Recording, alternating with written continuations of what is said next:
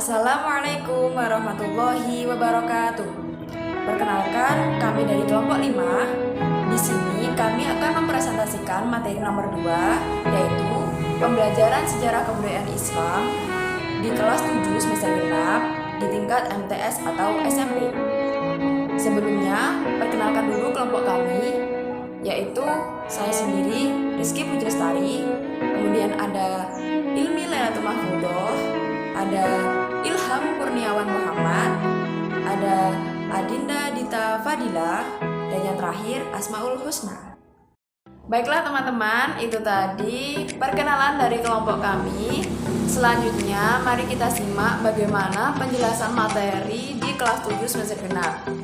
Di materi kelas 7 semester genap ini kita akan memperoleh materi tentang bab Daulah Umayyah dan gaya kepemimpinan dari Umar bin Abdul Aziz.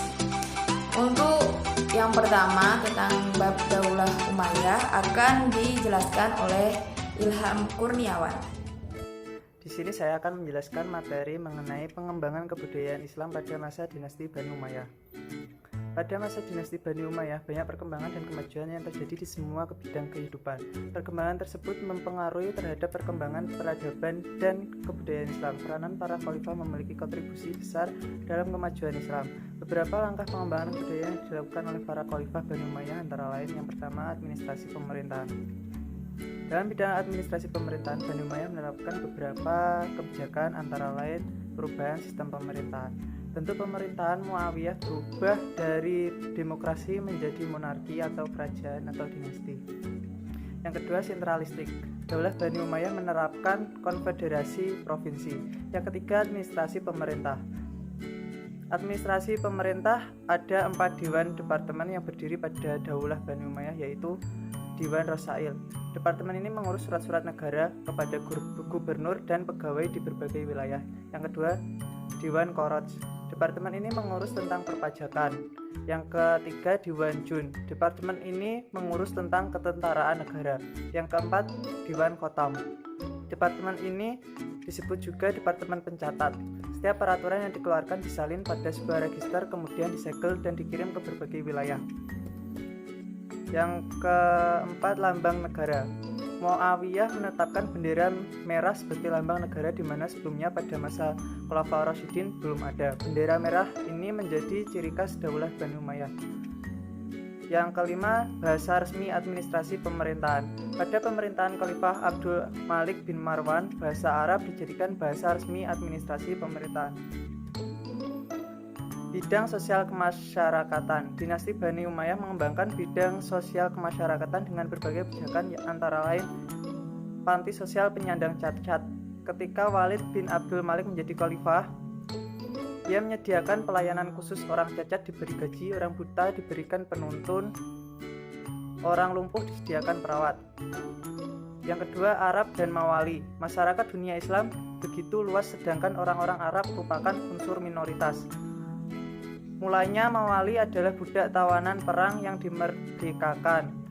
Muslim non-Arab kala itu disebut Mawali. Belakangan istilah Mawali diperuntukkan bagi semua Muslim non-Arab. Selanjutnya, perundang-undangan. Khalifah mengeluarkan perundang-undangan yang mengatur kehidupan masyarakat. Yang keempat, pembangunan infrastruktur. Dibangunnya rumah sakit, jalan raya, sarana olahraga seperti gelanggang, pacuan kuda, tempat-tempat minum di tempat yang strategis, kantor pos, pasar atau pertahanan sebagai sarana prasarana umat. Selanjutnya, bidang seni budaya. Pada bidang seni budaya, dinasti Bani Umayyah memberikan kontribusi berupa bahasa Arab. Bahasa Arab berkembang luas ke berbagai penjuru dunia dan menjadi salah satu bahasa resmi internasional di samping bahasa Inggris. Mata uang, mencetak mata uang dengan menggunakan bahasa Arab yang bertuliskan La ilaha illallah dan di sebelahnya ditulis kalimat Abdul Malik.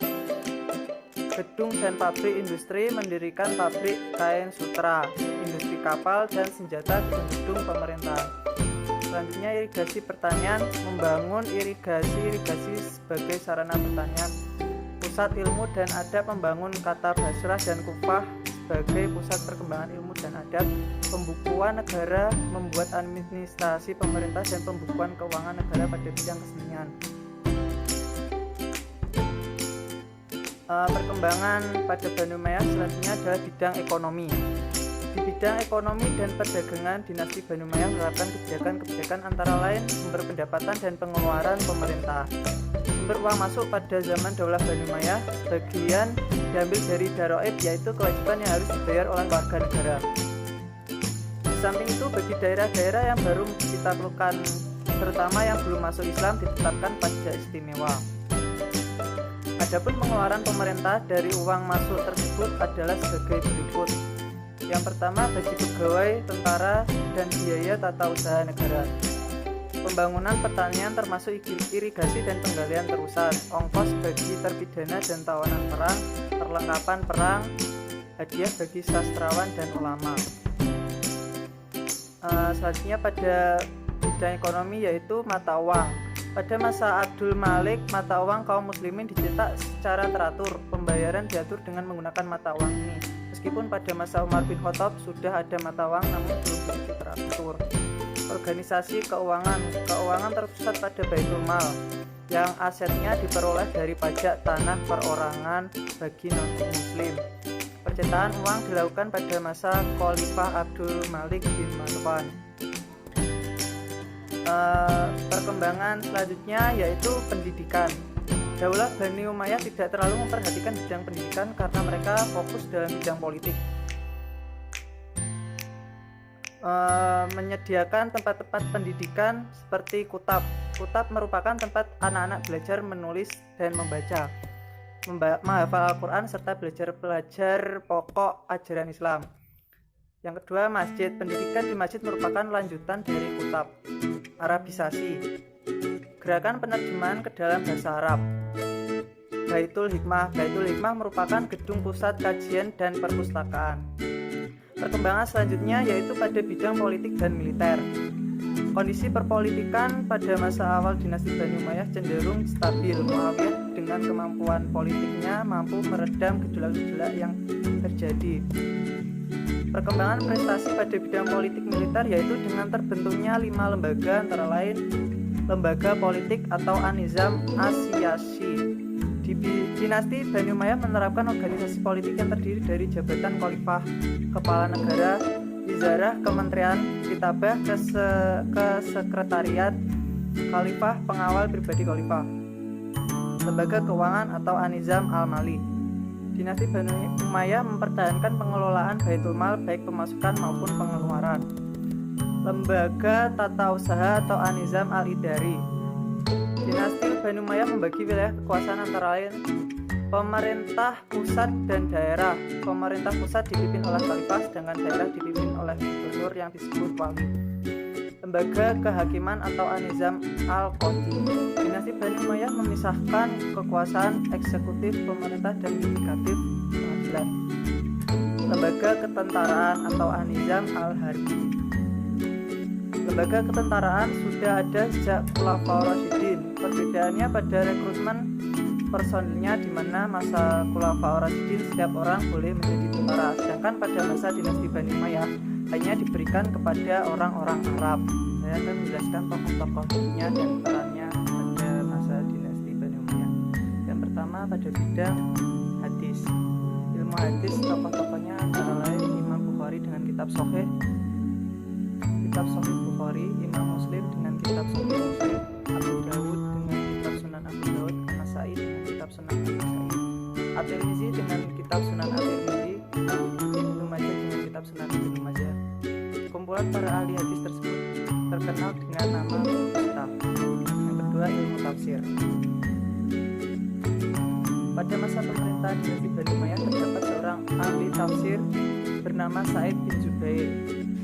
Dia diminta menafsirkan beberapa ayat Al-Quran. Selanjutnya ilmu fikih.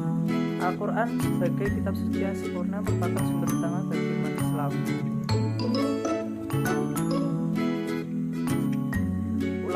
Ulama tabi'in fikih pada masa Bani Umayyah diantaranya adalah Suryah bin Al-Harits, Al-Qamah bin Qis, Masuruh, Al-Ajda, Al-Aswad bin Yazid. Kemudian diikuti oleh murid-murid mereka, yaitu Ibrahim An-Naqi dan Amir bin Syurahbil Asy-Syafi'i, guru dari Abu Hanifah. Selanjutnya ilmu tasawuf. Tasawuf merupakan sebuah ilmu tentang cara mendekati diri kepada Allah Subhanahu wa taala. Tokoh sufi antara lain Said bin Musayyab, Hasan al-Basri, Sufyan ats-Tsauri. Selanjutnya ilmu bahasa dan sastra. Bidang kesusastraan juga mengalami kemajuan. Hal itu ditandai dengan munculnya sastrawan-sastrawan antara lain Nu'man bin al-Bashir al-Ansori, Qais bin Mulawah, termasyhur dengan sebutan Laila Majnun. Yang selanjutnya Al-Adkal, Abul Aswad al-Duwali, Al-Farazdak, Jarir. Selanjutnya ilmu sejarah dan geografi. Ilmu sejarah dan geografi yaitu segala ilmu yang membahas tentang perjalanan hidup, kisah, dan riwayat pada masa dinasti Bani Umayyah. Di antara tokohnya yaitu Ubaid bin Syaririyah al-Jurhumi untuk menulis buku sejarah masa lalu dan masa Bani Umayyah, yaitu karyanya adalah Kitab Al-Muluk wal Akhbar al-Madi. Sejarawan lainnya adalah Suhara Abdi yang menulis buku Kitabul Amsal. Yang terakhir ilmu kedokteran. Ilmu kedokteran belum berkembang dengan baik pada masa dinasti Bani Umayyah, tetapi pada masa Khalifah Walid bin Abdul Malik telah terjadi perkembangan cukup baik di bidang kedokteran. Ia mendirikan sekolah tinggi kedokteran pada tahun 88 Hijriah. Khalifah Walid memerintahkan para dokter untuk melakukan riset dengan anggaran yang cukup besar. Para dokter bertugas di lembaga tersebut dengan gaji negara. Sekian penjelasan dari saya. Selanjutnya akan dijelaskan oleh Mbak Rizky Puji Lestari. Saya persilakan. Materi yang kedua yaitu tentang gaya kepemimpinan dari Umar bin Abdul Aziz. Yang akan saya jelaskan kali ini ada 4 poin, yaitu pertama tentang biografi Umar bin Abdul Aziz, yang kedua tentang gaya kepemimpinan Umar bin Abdul Aziz, dan yang ketiga tentang kesalehan Umar bin Abdul Aziz, dan yang terakhir tentang prestasi Umar bin Abdul Aziz. Yang pertama yang kita bahas yaitu tentang biografi Umar bin Abdul Aziz. Umar bin Abdul Aziz lahir di Madinah pada tahun 63 Hijriah. Umar bin Abdul Aziz menghabiskan sebagian besar hidupnya itu di Madinah. Karena pada tahun 85 Hijriah itu ayahnya wafat. Jadi 21 tahun beliau itu di Madinah dan memperoleh ilmu pengetahuan. Karena pada saat itu Madinah sebagai pusat pengetahuan dan budayanya para ilmuwan, ahli tafsir dan ahli hadis. Kemudian setelah ayahnya meninggal, Umar bin Abdul Aziz itu diajak pamannya ke Damaskus untuk dinikahkan ke putrinya yang bernama Fatimah.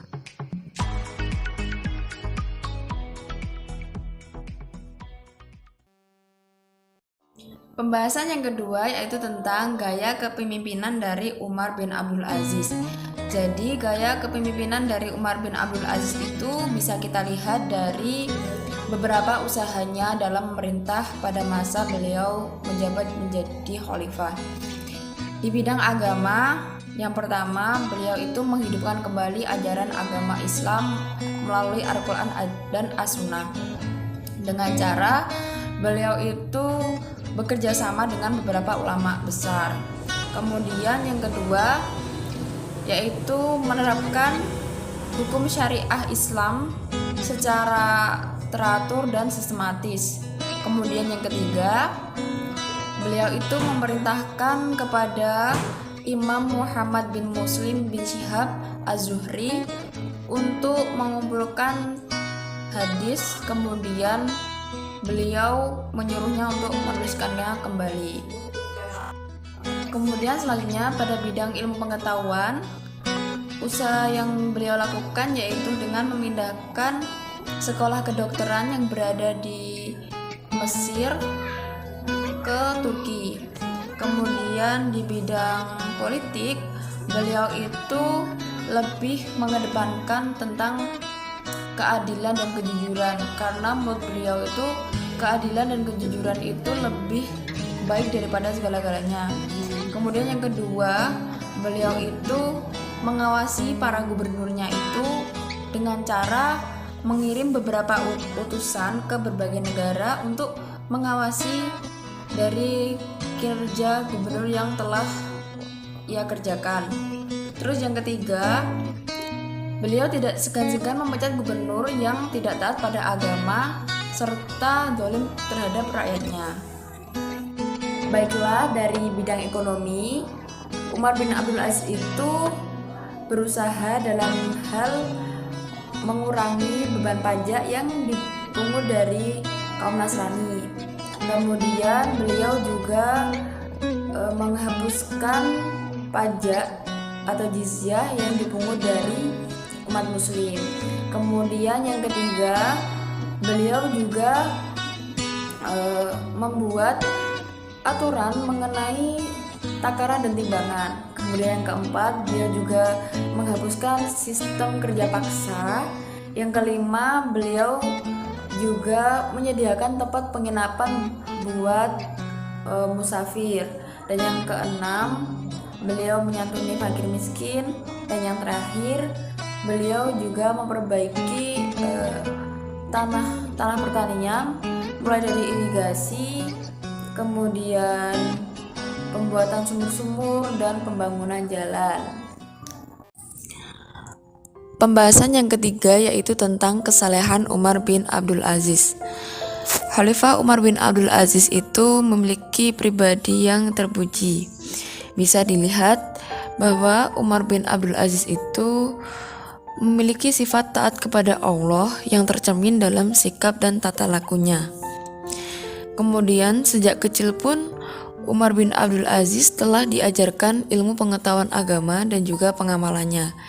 Jadi, walaupun beliau sudah menjadi khalifah, beliau itu tetap mengamalkan semua perintah agamanya, sehingga jiwanya itu terbentuk sebagai orang yang saleh dan taat agama.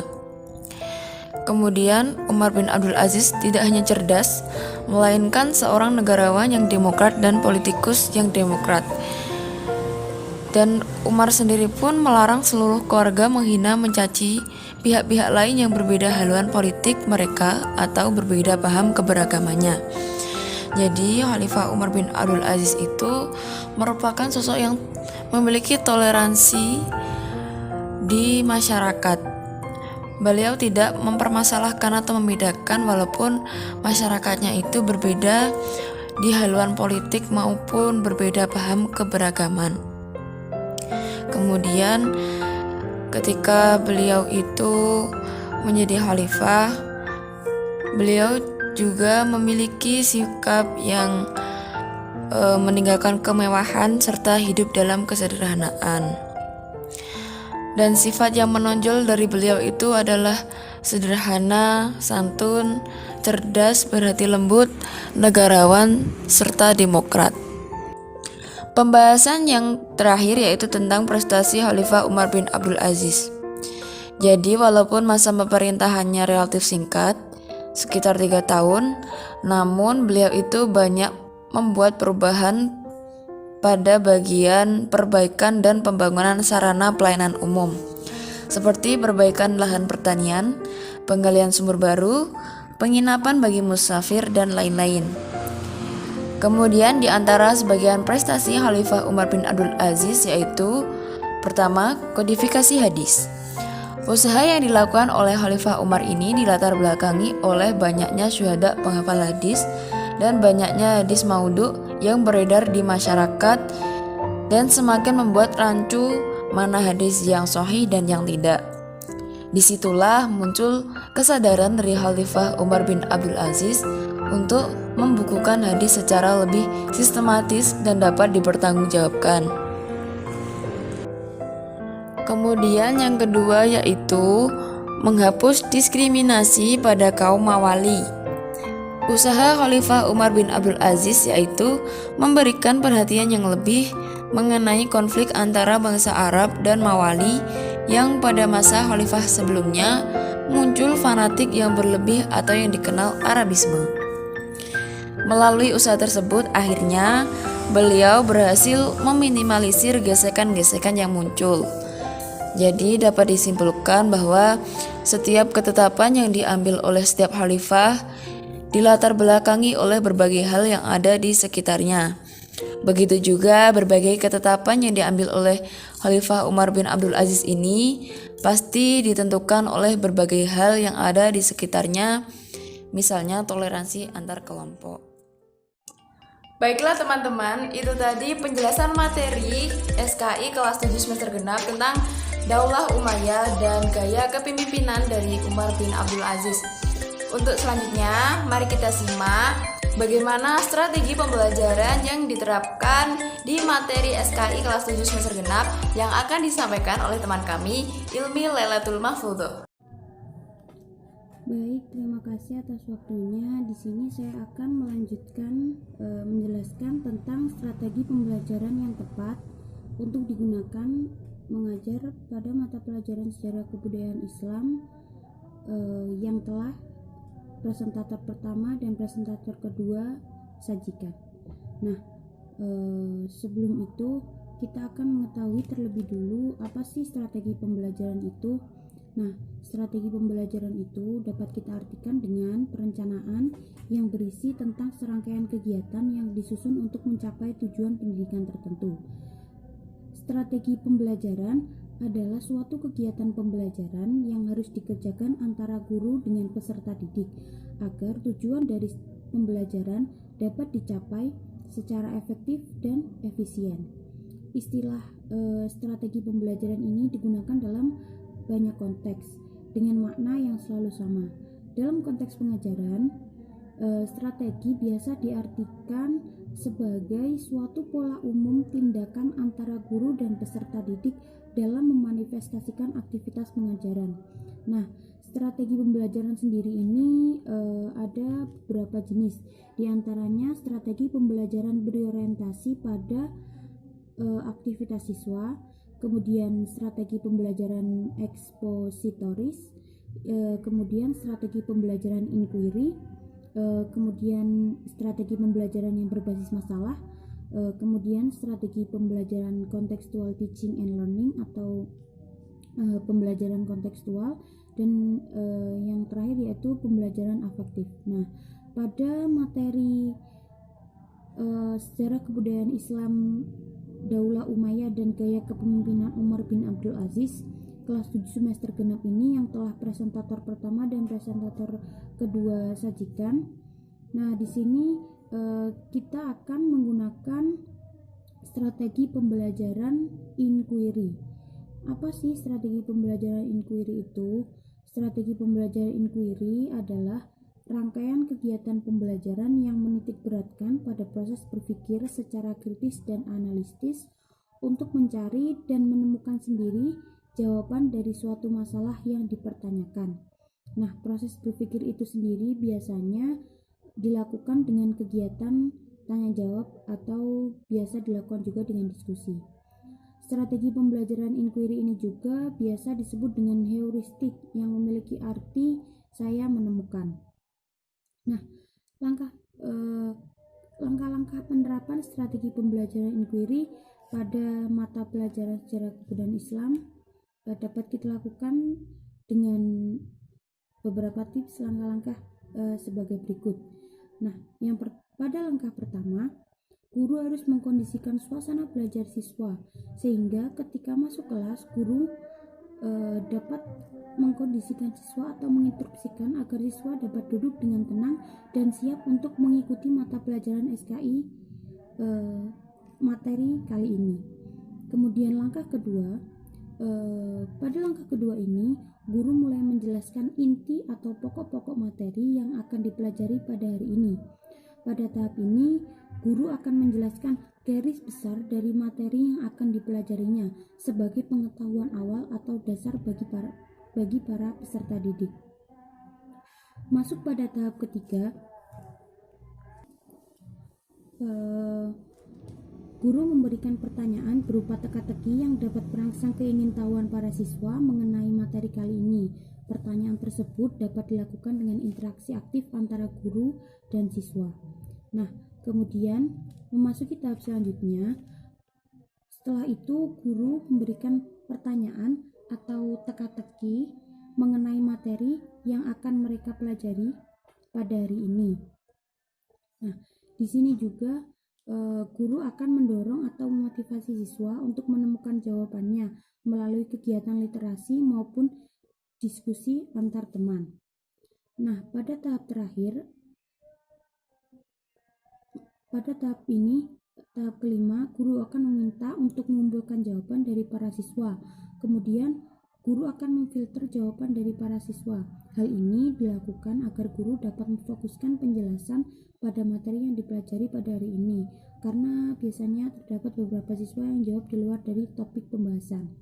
Nah, kemudian tahap paling akhir yaitu guru akan menyimpulkan hasil jawaban dari pertanyaan yang sudah diberikan. Pada tahap terakhir ini, guru juga memberikan feedback dan menyimpulkan hasil jawaban dari siswa yang sudah dipilah-pilah, sekaligus mengklarifikasi dari jawaban para siswa. Sekian untuk strategi pembelajaran yang kita gunakan dalam materi sejarah kebudayaan Islam, Daulah Umayyah dan gaya kepemimpinan Umar bin Abdul Aziz untuk kelas 7 semester genap.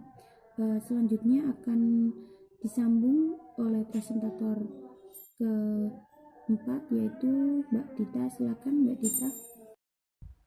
Baik, saya akan melanjutkan pembahasan materi tentang media pembelajaran. Pengertian media pembelajaran adalah alat yang disediakan guru untuk mendorong siswa belajar secara cepat, tepat, benar, dan tidak ada verbalisme.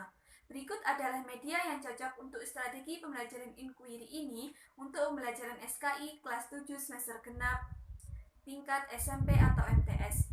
Yang pertama yaitu media audiovisual atau video.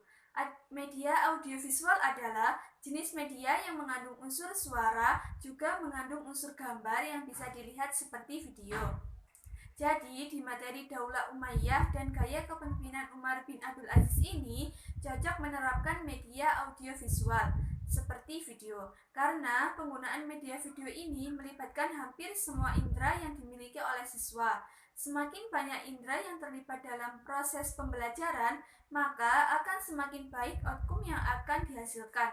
Media pembelajaran video ini juga dianggap lebih baik, lebih menarik perhatian siswa untuk memahami materi dan menjadikan siswa tidak mengantuk.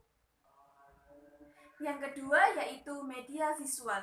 Media visual adalah media yang hanya dapat dilihat dengan menggunakan indera penglihatan, terdiri atas media yang dapat diproyeksikan dan tidak dapat diproyeksikan. Jadi, di materi Daulah Umayyah dan gaya kepemimpinan Umar bin Abdul Aziz ini cocok menerapkan media visual, karena dapat memperlancar pemahaman dan memperkuat ingatan. Misalkan guru memberikan materi lewat PPT yang ditampilkan di layar proyektor. Jadi, selain siswa mendengarkan penjelasan guru, siswa juga bisa melihat paparan materi tersebut agar lebih menumbuhkan minat siswa dan pemahaman terhadap materi. Sekian penjelasan dari saya tentang media pembelajaran yang cocok untuk pembelajaran SKI kelas 7 semester genap tingkat SMP atau MTS. Materi yang selanjutnya akan dijelaskan oleh teman saya. Oke, selanjutnya saya akan menjelaskan tentang penilaian. Penilaian menurut Ralph Layer, penilaian adalah proses pengumpulan data untuk menentukan sejauh mana, dalam hal apa, dan bagian mana tujuan pendidikan sudah tercapai. Jika belum, bagaimana yang belum dan apa sebabnya. Nah, yang selanjutnya yang menambahkan bahwa proses penilaian bukan sekedar mengukur sejauh mana tujuan tercapai, tetapi digunakan untuk membuat keputusan.